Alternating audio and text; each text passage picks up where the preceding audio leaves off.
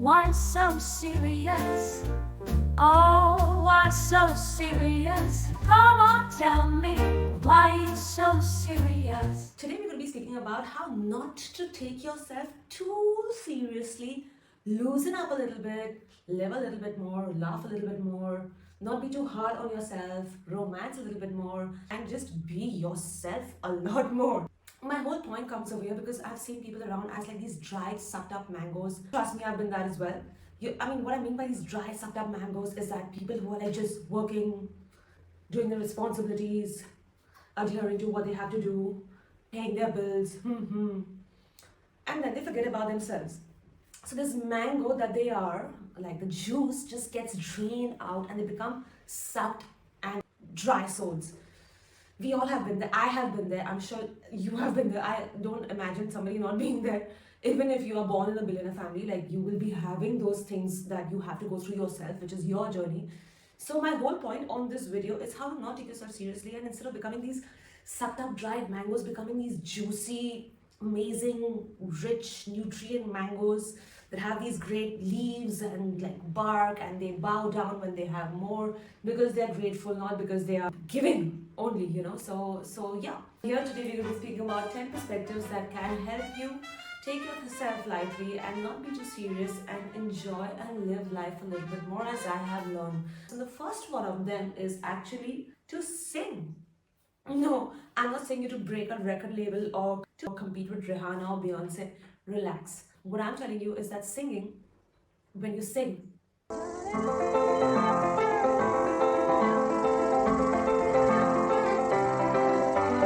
when you sing to yourself, when you sing to rejoice, when you sing in pain, when you sing in joy, there's an emotion of you that you release that really connects with your inner core and strength, that makes you be a little lighter with yourself.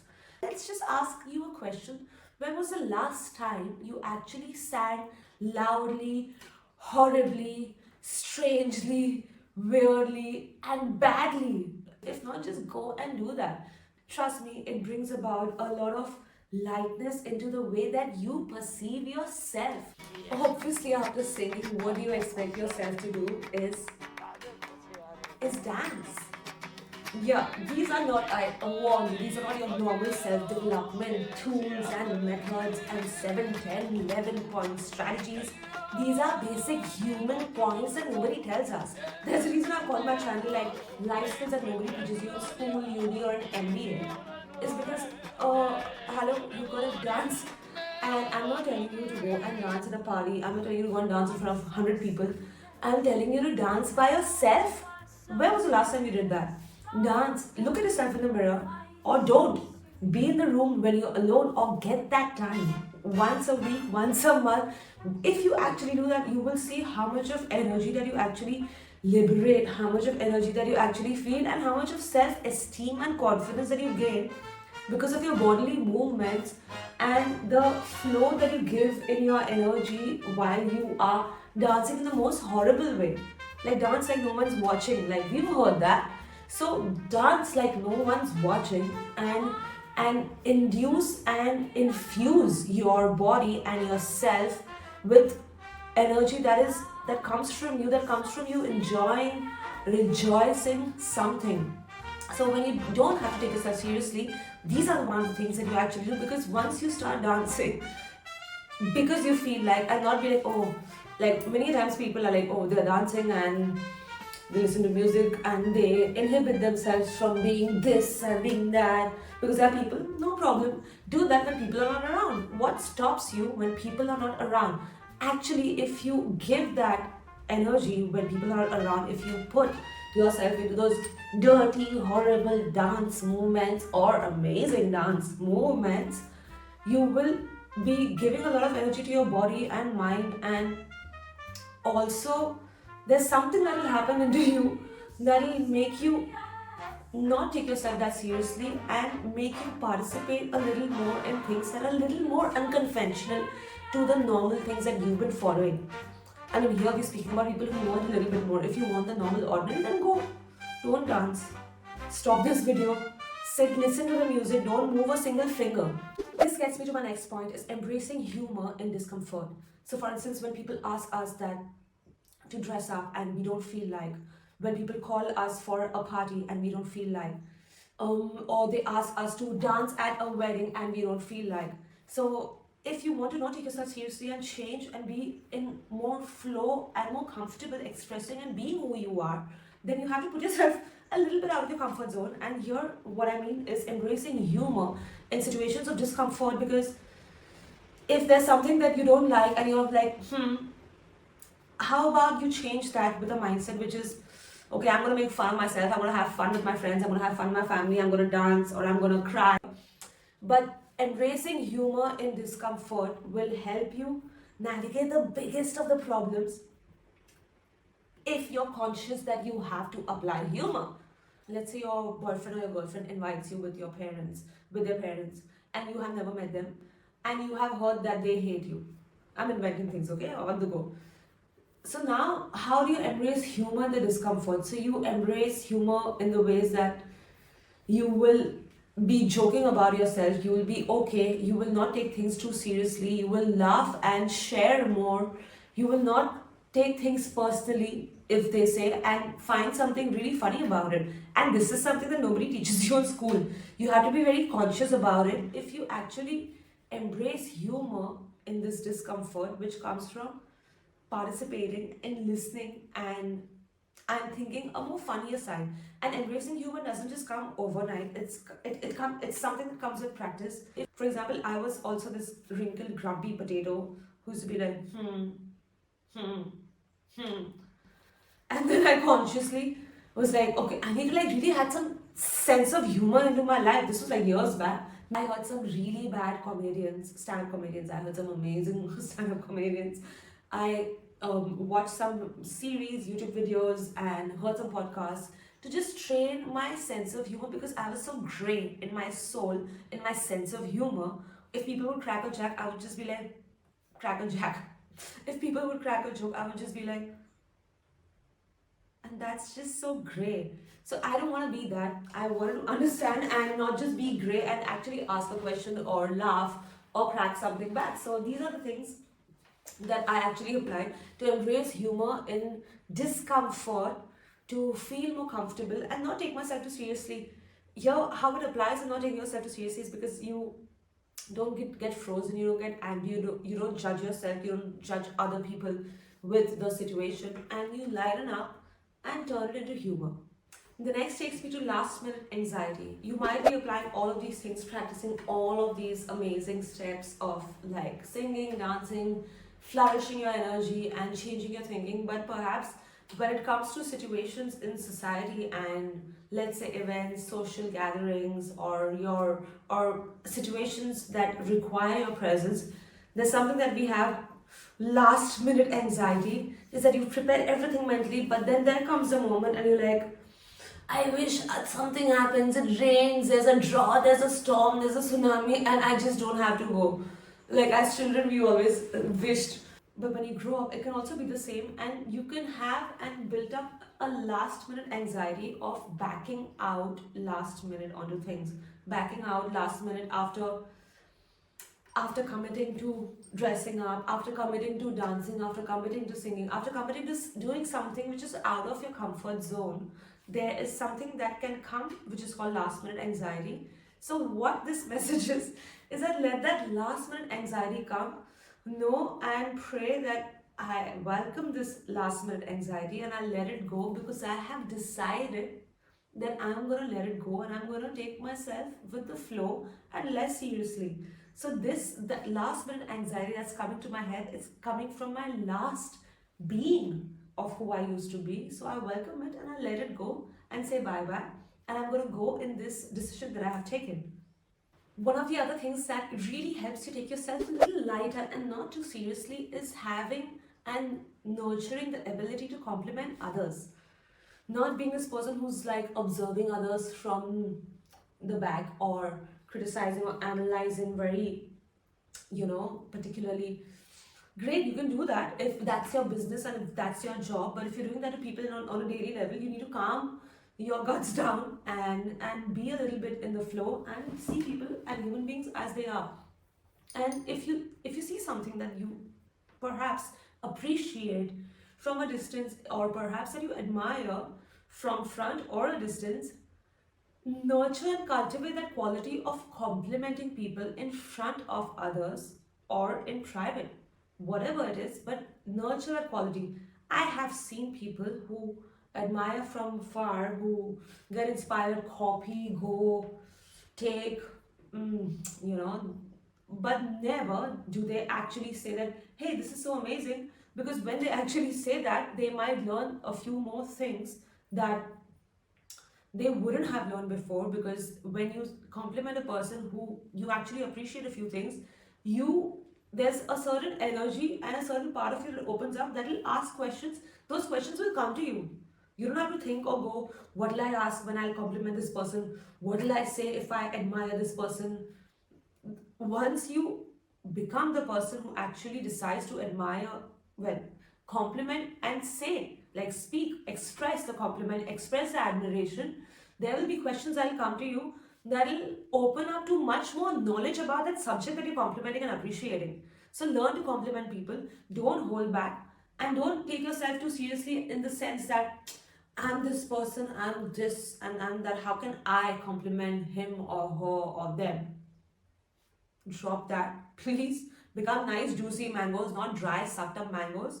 So my mom has said, as she's always said, that when you are mangoes on a tree, the more there are, the more the tree bows. So the more you are, the more you are humble.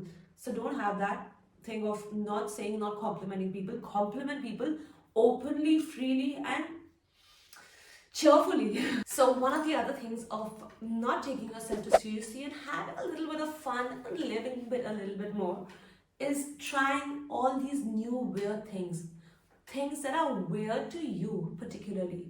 For example, something that's weird to me is maybe going in a shamanic experience and trying ayahuasca. So it's on my list. It's new, it's weird, it's different to me.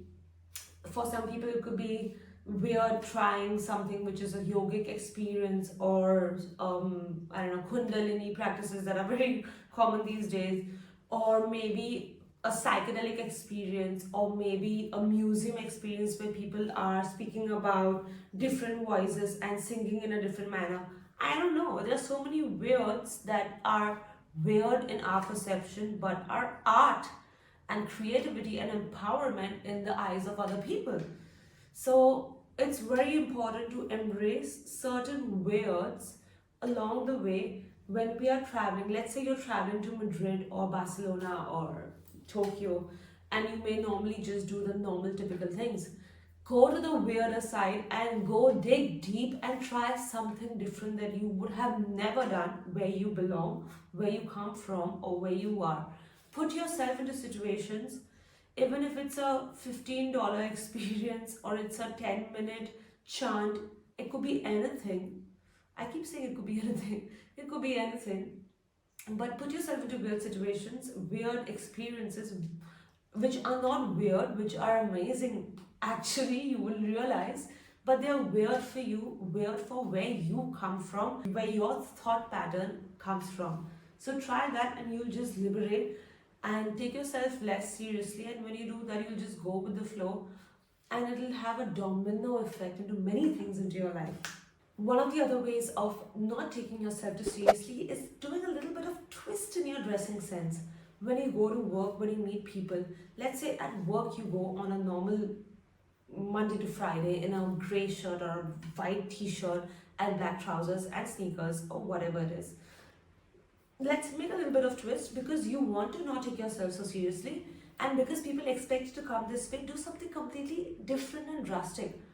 And I'm not saying that go in a bikini or like a king dressed or something costume, but something which is different, which is instead of like a grey t-shirt or something, you put a red or a pink or a beautiful pattern with some relaxed trousers and some different pair of shoes.